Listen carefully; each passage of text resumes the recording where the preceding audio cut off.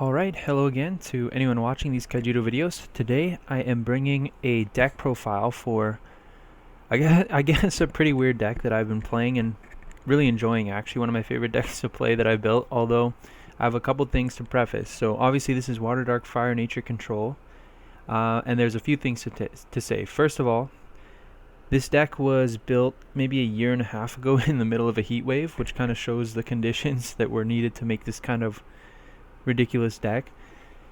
The other thing is this deck was really built with kind of a ban list in mind. Like, I really did not put any consideration into combating Keeper of Laws or Eternal Haven. I think those cards just really destroy this deck. Like, any amount of aggression plus Keeper of Laws is really hard to deal with. And then, of course, any kind of long game against an Eternal Haven deck, at least a functional Eternal Haven deck, is going to be really hard to win, because unless you're so far ahead, just crushing them with general like card advantage and stuff like that before they ever get to Haven, if you don't do that, you're basically cooked. And even then, it's like just hard to play through Shield Blast and not eventually lose to Haven anyway. So this deck basically not really designed for that kind of stuff, but I think it actually performs reasonably well against other stuff despite that. But yeah, so this deck really built kind of with the principles of some kind of like Magic the Gathering style control decks, where really heavy on card advantage, interaction, and pretty low on win conditions. Obviously, this deck has basically 9 attacking creatures and then 3 blockers, so really, really low on win conditions. But I find it to be really fun to play, and it actually functions pretty well. So leans really hard though on Awakened locking out opponents' decks. So if you're against decks where Awakened isn't too strong, that is probably going to be a big issue, but still manageable. So the deck, yeah, really fun. I guess one of the other things that this deck was originally designed around was this card here, Eternal Gaia Dragon. Basically, again, the idea being kind of just this really interaction heavy, low win condition deck. I think I wanted to try Eternal Gaia Dragon in that kind of shell, basically using this card as the win condition for the most part. Like, you just, obviously the idea being you just devote all your cards and resources towards interaction, and then in the late game you just have these incidental creatures that come out of your mana zone basically, and it functions as virtual card advantage. And if you're familiar at all with Magic the Gathering cards, Eternal Gaia Dragon kind of functions as a man land, where it produces mana early and then in the late game generates that virtual card advantage by turning into a real threat in the mid to late game. So that's sort of the idea. And my initial build, actually I was trying 3 Gaia Dragons, which sounds kind of weird to some. I think the idea is there's kind of diminishing returns. You can only really, like, if your opponent just kills it, you can't spend like 16 mana to bring out 2. So it felt like the idea was like you have diminishing returns on that kind of card, but I didn't really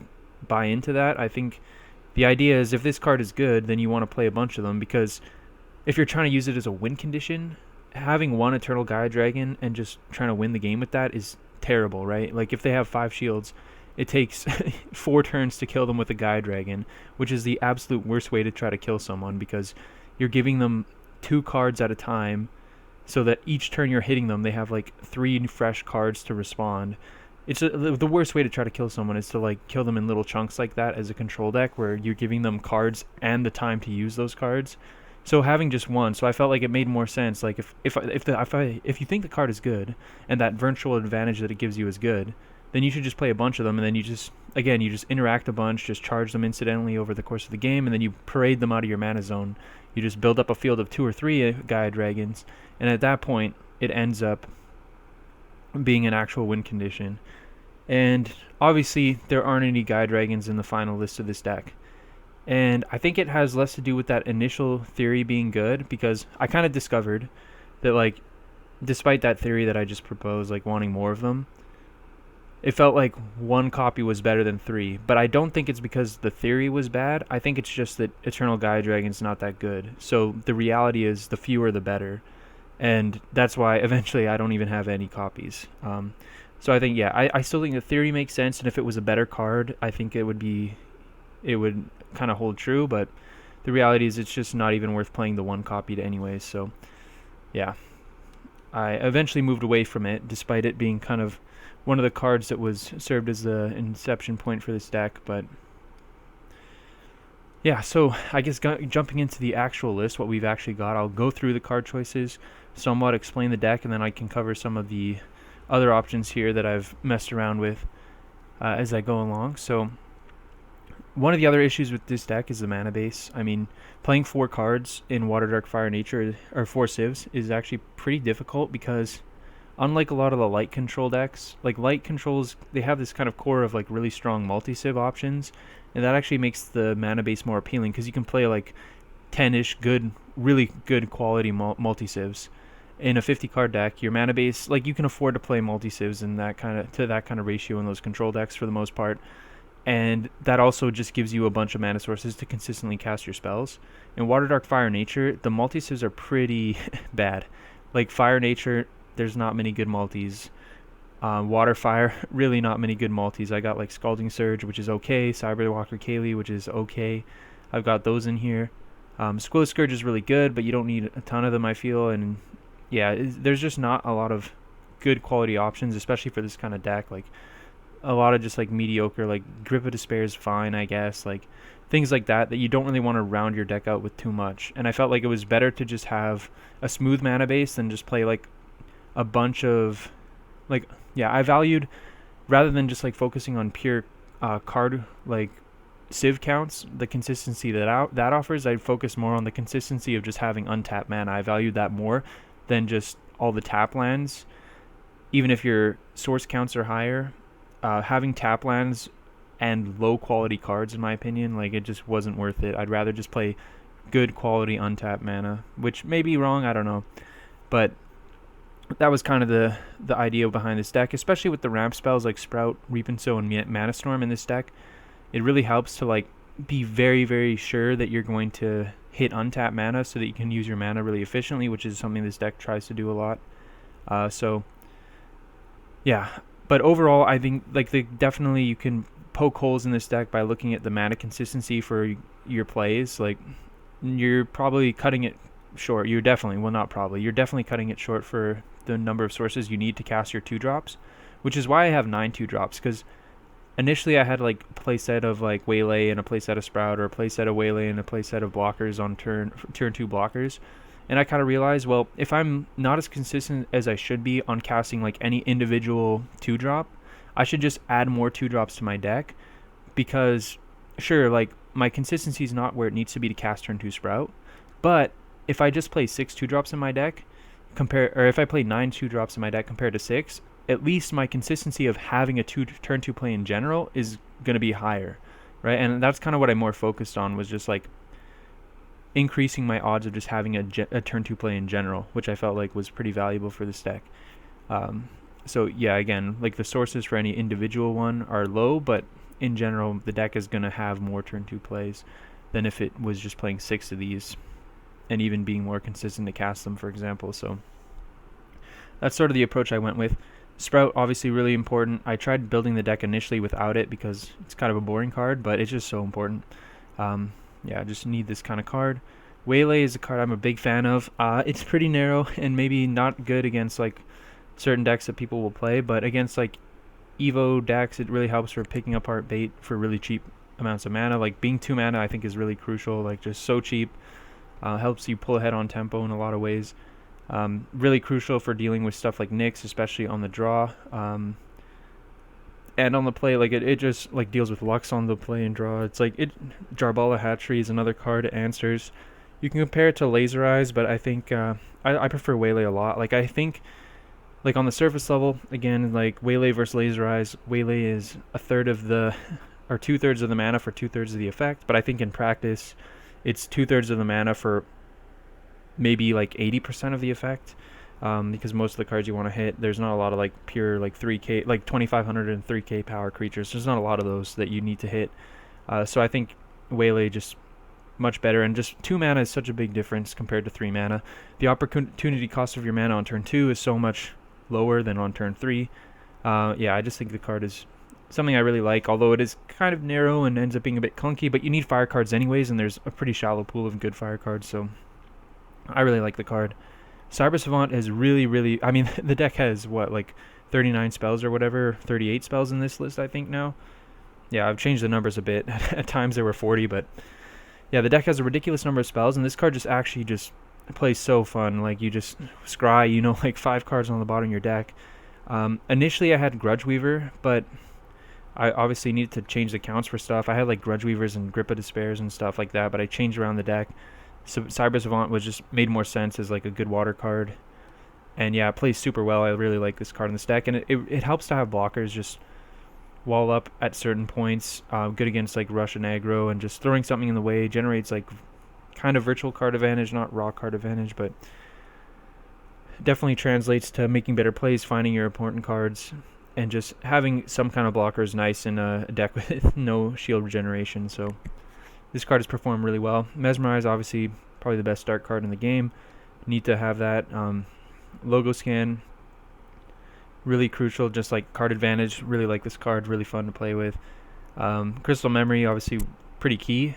Just finding your best cards, your sweeper spells, your Infernus the Awakened to lock your opponent out of the game. Just really nice, great shield blast. Then you have the ramp package here, the coupling with Sprout. You have triple Reap and Sow, amazing card, similar to Logo Scan, card advantage. Just helps you make plays, gets up in mana, just really, really nice card. And Mana Storm at 3 copies. For the most of the deck's lifespan, I was just playing 2, but it's just so good in this deck, like getting up to high counts of mana so you can drop your Awakened and your Tritonus. That's your key plays. Getting up to your sweeper spells, that's a key play as well. So I've just felt like the best draws in this deck are just like cheap interaction and then card advantage, and Mana Storm's a big part of that, like 2-for-1 that just gets you up to your big plays. And yeah, I just think it's super important. And then a card that I guess I'm not playing, that maybe people will question, is Verdant Helix. It's something that's been brought up. I just don't. I tried a lot of splits. I've tried 1-1 split. I've tried 2 Helix, no Mana Storm. I've tried like 2-1 splits in either direction, and I've just always been unimpressed with Helix comparatively. Like Mana Storm, just the one fewer mana is just such a big deal, especially in this deck. Like there's so many times you're on 5 mana, you play Mana Storm, and then play a 2-drop, and then that kind of helps stabilize. Or like you can go Mana Storm plus Sprout, and then you have Awaken next turn. Whereas like, and that lets you do it ahead of turn. Like Verdant Helix can only curve into, like it only goes from like 6 to 8 or 6 to 9, right? Whereas like Mana Storm goes from like 5 to 8, and then it still gets you to 9, like the same speed. Like it's just more flexible. Like it's just better. Like sure, your best draws are like Reap and Sow into Helix anyways, but I think again the mana efficiency even matters there, because you can go Reap and Sow into Mana Storm plus a 3-drop, which is much better than, which gives you even more flexibility than Verdant Helix, which if you go off Reap and Sow, you can only play 2 drops. So I just think the mana efficiency on this card is so much better. Yeah, Verdant Helix is a better top deck late game, because you know you can get back your one of Tritonus or something, but there's not a ton of creatures.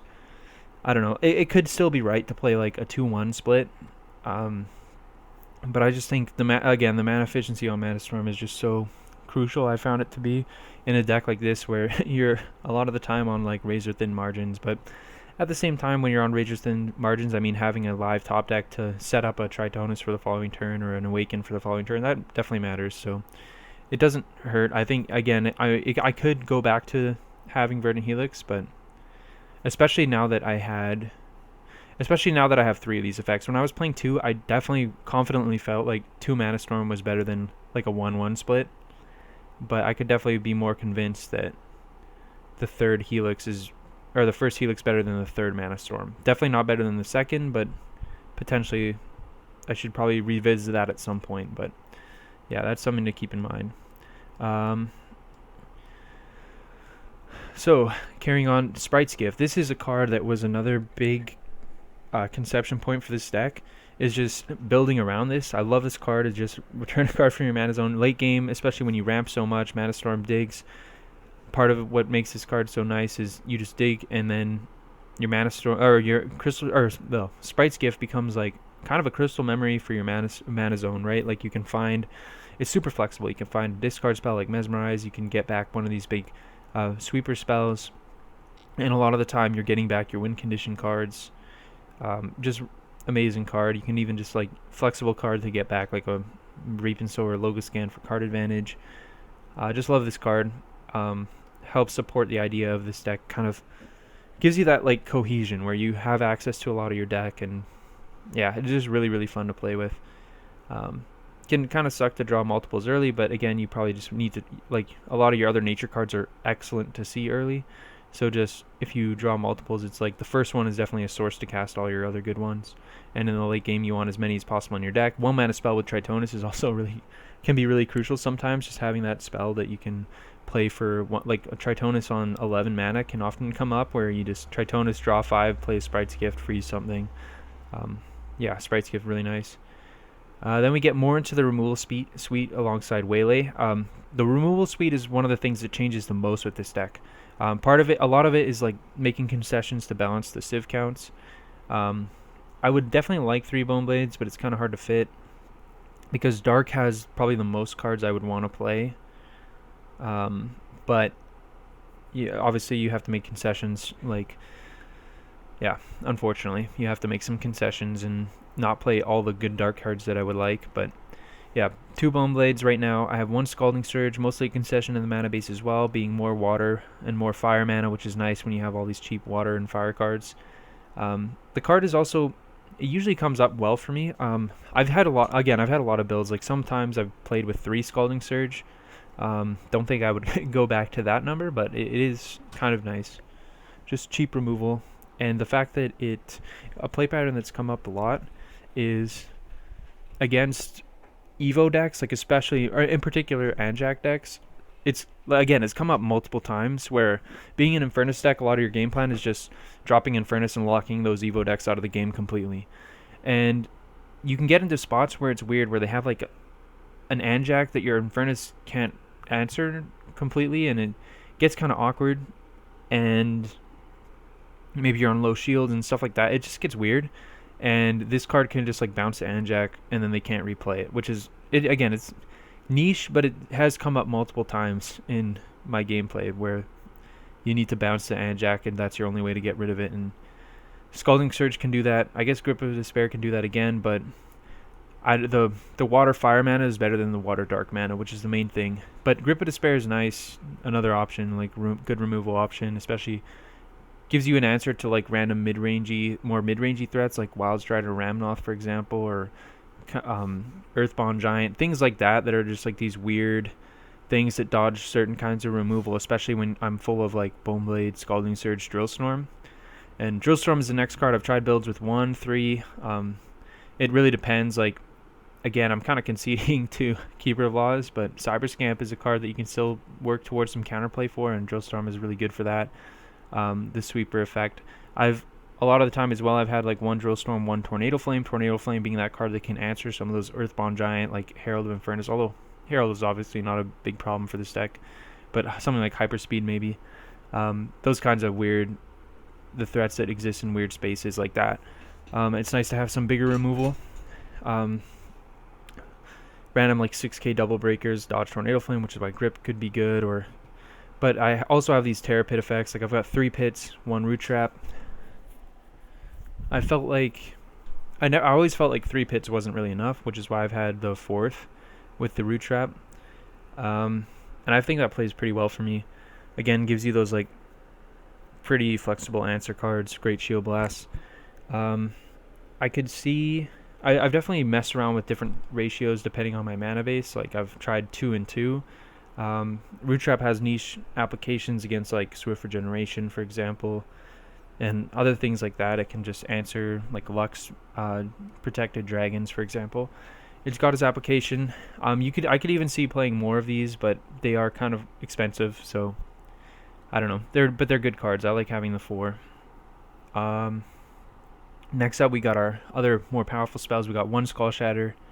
This is another card I've really like the idea of trying to play 2. It's really crucial for control matchups, and you have access to it. You can do a lot of digging, and especially with the Sprite's Gift, again, you just dig so much with because again, with Sprite's Gift in your deck, like Reap and Sow kind of becomes a draw 2, Mana Storm becomes a draw 2, and Sprout becomes like a draw one, in the sense that like you're digging through your deck, like you're seeing all these cards, and the Sprites Gifts means the cards that go in your mana zone are cards that you have access to kind of in your hand in a weird way at some point. So it gives you that, again, like that second crystal memory effect, where now your deck and your mana zone have access to, or you have access to those. So like having these one of power spells, you're digging even more than other decks would be able to. So the one, you can get it when you need it, but without the stuff like Keeper of Dawn or other spell recursion cards, it might be nice. This is a kind of card I kind of want to have two of, because there are a lot of matchups where ramping into it is super crucial. So I could definitely see playing more. But it's kind of hard to fit. And right now, rather than having like two big Skull Shatter effects, I have like 3 sweeper spells. Just because I have like 2 Incineration and 1 Darkness. A lot of the time I've played just two of these cards, either a 1-1 split or 2 Incineration, no Darkness. I really would... it's another weird thing. I would really love to have, like, always be playing 1 Darkness, and I definitely would always play 1 Darkness. Like, if I'm just playing 2 of these, if Absolute Darkness was a fire card, which obviously it can't be, if it was, I would always play a 1-1 split. But because it's not a fire card, you have to make those concessions, and which is why I end up with like 2 Incineration and 0 Darkness a lot of the time, and which is kind of unfortunate. But Absolute Incineration being 8 mana, super crucial. But Absolute Darkness, this is maybe a hedge to laws, which I said I don't really build towards, but this is it's one of the only cards that really answers it well for this kind of strategy. So I do still have the 1 in here, and then it also comes up against Swift Regeneration decks, but the problem with that is you're getting Swift Regeneration and they're breaking a bunch of shields before you can resolve it. But regardless, it has its applications. It's a very good card. I could definitely see like cutting this for a Skull Shatter or some other big thing. So yeah, but I really like having at least 2 of these. Probably 3 is even more appealing. So, but these cards are very good, very strong against Dragon decks, for example. Just ramping into this, blowing them out, and then you can just land an Awaken and Tritonus, and that usually is enough to win the game. So the remaining card, we have Dark Return as a recursion spell. This is another card like I'd really like, especially for grinding matchups. It would be nice to have more recursion, just because again we're so threat light. But it's hard to, again, it's another card that's hard to make room for, and you can come up with some weird stuff like maybe the I think Abyssal Scavenger or something like that. Maybe that's wrong. There's like a 5 mana 4K unblockable Water Dark multi that gets back a creature. That could be an option, is just like a random dude that gets back stuff and it's a water mana. Some of that stuff is a consideration. There's also Nightmare Helix, which has the duality of being like a Death Smoke / Morbid Medicine, return 2 creatures. I've always found that card to be another kind of an inefficient thing as a recursion card, because again, like the cards you're recurring are these bomb creatures mainly. Like this stuff, the cheap stuff, the blockers, they're all niche. Dark Return, it lets you, like, if your opponent Terror Pits your Infernus, you can just Dark Return, replay it. Like or your opponent kills your Tritonus, you just Dark Return, replay it. Like, because the cards you're bringing back are so expensive, it's just really awkward to like go Nightmare Helix, often just returning 1 creature, and then you just pass, and then they have an opportunity to discard it or develop their board more, and you just miss that whole turn. Whereas Dark Return just gets you that instant access to the creature being summoned right away, which is just so much more important. On top of that, I think the card is much better against like Rush and linear aggressive decks, because very often like you just throw Cyber Savant under the bus, and then Dark Return becomes like a 4 mana defensive card because it's just get back a Cyber Savant and you can replay it. So I think the mana efficiency on this card is really nice. But yeah, so some other recursion could be appealing, especially against certain decks. But yeah, that's all the spells and the Cyber Savants. The remaining creatures, we have Kaylee, mostly a concession to being a Water Fire card, and part of the idea behind this is mainly just countering Cyber Scamp, like the early card to just deal with certain tap creatures, recursive removal. It's kind of like Wildfire Valkyrie, which I've had in this deck as well, but it the difference is that like this thing is a water mana, which again, pretty relevant. It's harder to cast early because it demands you to have like both water and fire mana, but it's just better as like a card in a lot of other matchups to unlock water, which Wildfire Valkyrie wouldn't be able to do, which is pretty important for your control matchups because you want more water mana so you can just cast your Logos and your Crystal Memories, for example, and even potentially your Cyber Savants. So yeah, this card nice, and then it's also part of it too is it's just like a recurring threat, so you can build up a board and then go in, and then like your Underworld Stalkers and your Kaylees, you can replay them the next turn if they die. So it gives you a little bit more of like, you can get multiple attacks out of this thing even if they kill it, which is kind of interesting, but kind of an underwhelming card, but it's been something I've played for the most part. Underworld Stalker, similar, it's like a recursive threat, but on top of that, just really nice to have access to combat Kalima decks, which can be annoying. Like, it would be really hard to ever beat a Kalima deck because they'll just Kalima you and run you out of resources and kill all your creatures extremely easily if you don't have Underworld Stalker. But because you do have Stalker, you can just leave this in play and it becomes really difficult for them to ever answer things. The only way they could ever do it is like you go in for game, they kill your Underworld Stalker with like a Terra Pit or something, and then they Kalima you from hand to wipe the rest of your board the next turn. But you can usually play around that by just like waiting and then. But I usually find the Kalima decks aren't often actually like that much of an issue because their decks are clunky for the most part, and you just have way more card advantage, discard, just way more consistent at all that. So you just, in my experience, I've always gotten to the late game in such an advantage position that Kalima doesn't even matter usually. But regardless, like Underworld Stalker is a big part of that too. So card is really nice if it's in your deck, I guess, and not in Shields. Heliflame, another nice threat, fast attack.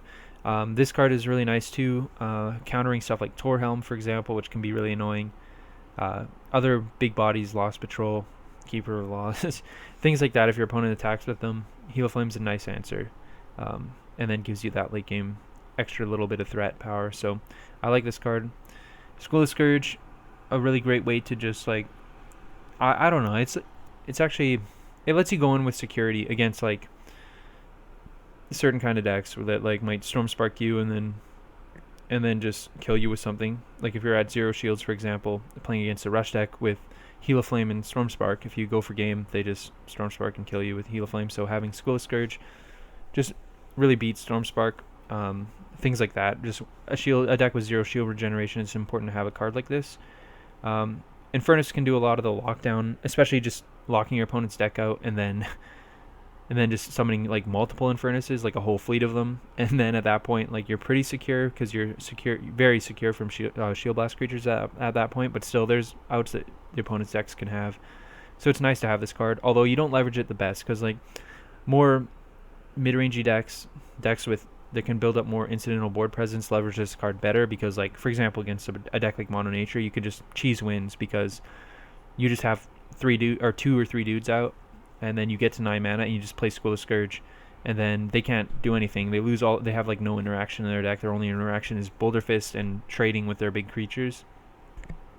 But they can't do any of that under Squillis, so you can just cheese wins by just having a bunch of shield breaking creatures in play and just summoning this, and then you more often than not will just win the game unless they have like 3 artichokes or something ridiculous.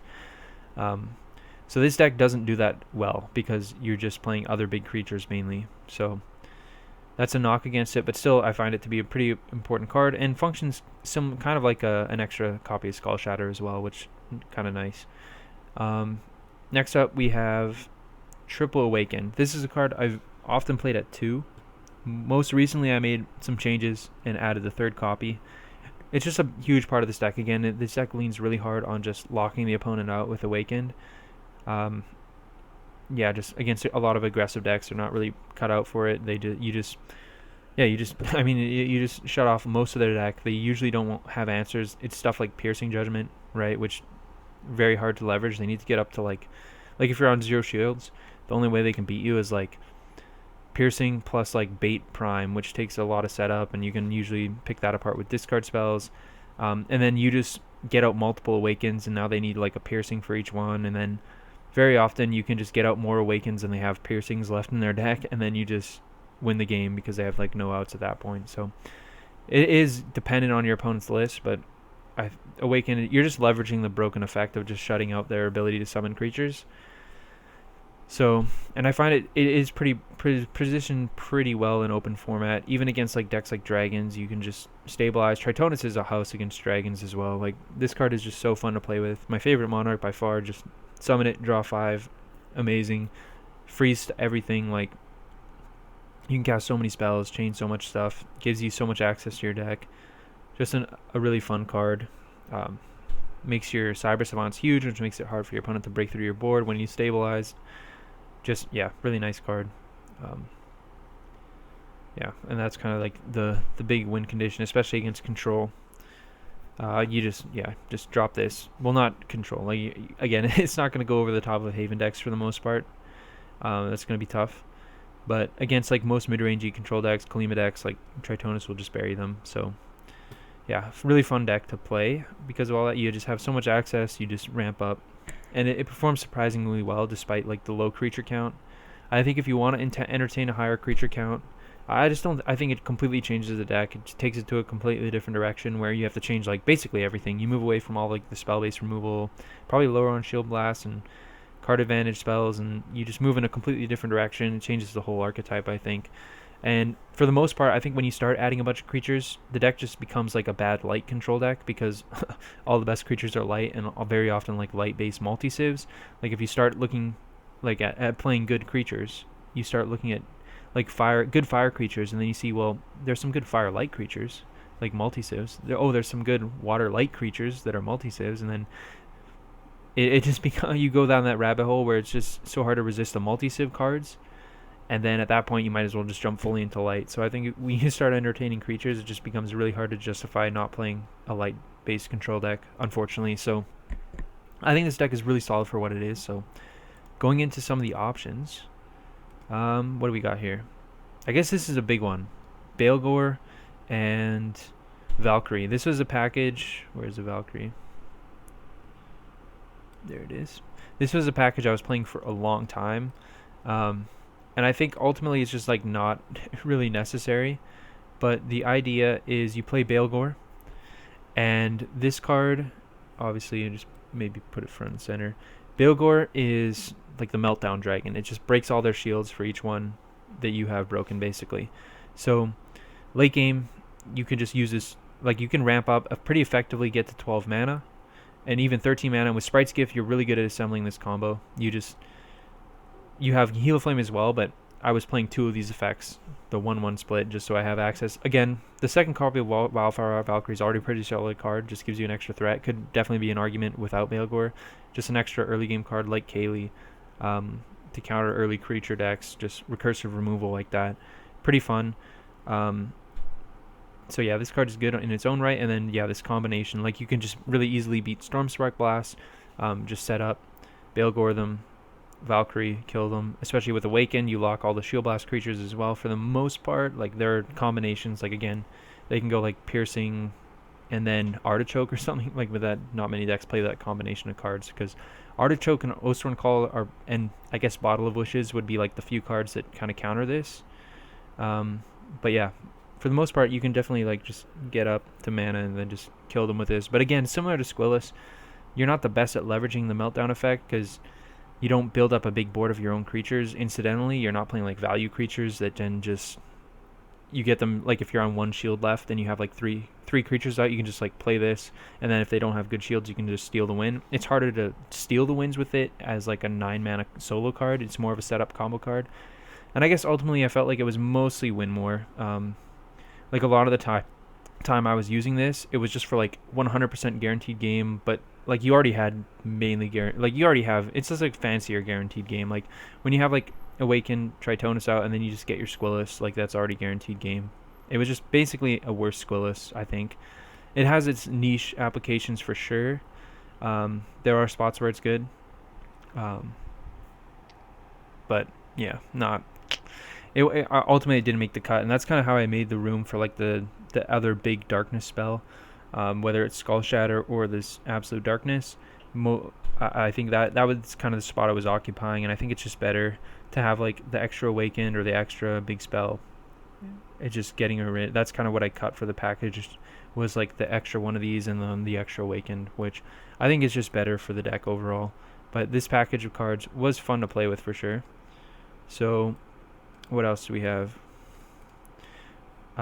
We've got obviously the Gyre Dragon I covered, just doesn't really cut it as a late game card. Crimson Wyvern and Blaze Helix, like, I mean, those are options to counter Haven decks, I guess. I don't think they're particularly good. I don't think one of those is really going to do too much. What else? Earthbound Giant, really nice card for like control ramp matchups. You can just search it out. But I just like I prefer the stable, consistent ramp cards, like just Mana Storm and go. Just do your thing. More proactive, less conditional. I don't know. It's just, yeah, not the biggest fan. Finbar's Dreadnought's an option, like especially if you're worried about like the not having enough threats. This card just, I mean, it's good. Like you can draw 2 cards. It's a nice bridge card, nice value card. You ramp into it off Mana Storm, and then you draw 2 cards, and now like they have to kill this, and that protects your other threats. Yeah, I think this is an option as just like a card, mainly just like a card advantage card that presents a threat. But I don't know. I haven't tried it actually. Smolderhorn was like an option for the mana base and like similar to Kaylee, but I think it's pretty not being an attacker that can deal damage makes it not really worth playing. Chronarch, definitely a card I've tried. Just you do a bunch of early interaction play in early Chronarch, and just shield access is something I really wanted. I think this card is perfectly fine actually in this deck. It's not the best, pretty slow. But there are matchups where it's good, and it's a nice payoff, similar to Reverberate, which obviously we don't have access to, but a lot weaker on the front end.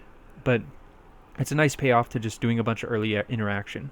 Like if you just mesmerize their guy or mesmerize their good stuff away, you play like an early waylay or something, stabilize with a blocker. If you have the cheap interaction, a nice shield blast at the right time or whatever, then you can just set the Chronarch up and kind of use that to take over the game. So yeah, I think the card is fine, but not at its best. You can play Second Darkness, but hard to make the mana base work for that. Third Boneblade's obviously an option. Second Dark Return, definitely an option. Third Drillstorm, always an option depending on like part of the removal option. There's Foul Manas, which are nice. I haven't tried this in the deck yet, but again, because Dark in Nature, I'm pretty clear on like what the best cards are that I want for this deck. So it's kind of hard to make room for this. Because Water and Fire are like the civilizations that I really need to kind of look for different options. Emergency Protocol is like another big card that I was playing, especially when I had the Balegore in the deck. Really cool card, similar to the Finbar's Dreadnought, where it gives you that like kind of a Reverberate style effect again. Like you just draw 4 cards with this in control matchups. Really powerful bridge card that sets up for later stuff and gives you shield access too, which I thought was really crucial. You can also like go for the guaranteed game setups with Balegore if you're playing that card, which is really cool. Like your opponent maybe leaves you on 2 or 1 shields. Now you can just break those and set up for 0 shield Balegore action, which is pretty cool, kind of cute. I think the card is actually still pretty good, but don't have it in the list right now. Gregoria's Guile was something I was thinking about too, but ultimately I think it's probably like the slightly cheaper like Skull Shatter effect, but I don't think it's really it's probably too much in a weird middle ground where it's too less efficient than Maddening Whispers probably, and not as important as Skull Shatter, because Skull Shatter, one of the really appealing things about this card is like if your opponent reverberates on you, you can Skull Shatter and get rid of all that. Gregoria's Guiling into a Skull Shatter or into a Reverberate is not as good. Yeah, so I probably just prefer the Skull Shatter. I think the one cheaper mana is cute, but I mean you're a Mana Storm deck, right? So getting up to 8 mana curves anyways. Although an argument for Gregoria's Guile is 8 mana means you can Sprite's Gift the Guile and play that. So there are trade-offs, but I think ultimately probably too cute compared to just playing like Maddening Whispers, which can get under a lot of these things and like pick off the Reverberate before they play it. And Maddening Whispers, yeah, this is another card that's like really close. It's like one of those bench warmers. It's like really close to making the list. And one of my favorite cards, obviously. Like back in the day, I used to play this at like 3 in all my control decks, like a madman. Really love this card, but yeah. Grip of Despair was an option. I played this a lot more in the past. but eventually moved away from it to make the mana base for like mana based considerations. Laser Eyes, like kind of like the fourth Waylay. I do like this card. Don't have it in there right now. Nightmare Helix I talked about, recursive card. Second Root Trap can come in for certain configurations of the mana base. Yeah, like if I want to add an extra dark card, one of the things I might do is like cut Terror Pit for an extra dark card and then switch around a nature mana for a Root Trap. Maybe it would be like the third Mana Storm. Something like that. That's the kind of shifts I might do. But yeah. We got the extra couple Scalding Surges, which make it in sometimes. Spy Mission is like an extra Carvenge spell, but pretty underwhelming. Tendril Grasp. I just haven't played this card much, actually, in this deck. I don't know why. I guess it's because, like, again, it's almost like if you want a sweeper spell, you almost have to play, like, Drillstorm instead, just for the mana base.